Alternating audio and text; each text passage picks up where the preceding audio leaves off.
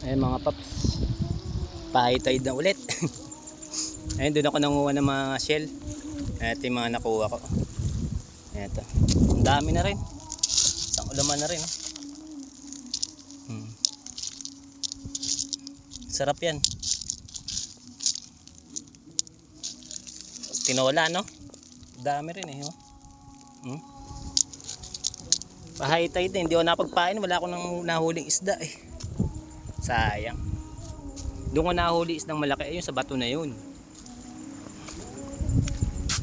Ganda dito, oh. Swimming pool to, oh. Kaso napabayaan na. Tapos dagat. Sa paggabi na, nag-high tide na naman.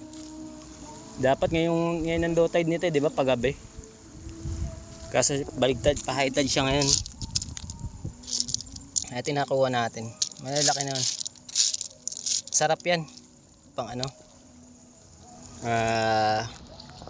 Tinola na. So uwi na tayo, may pang ulam na. Pwede na. Lalaki rin.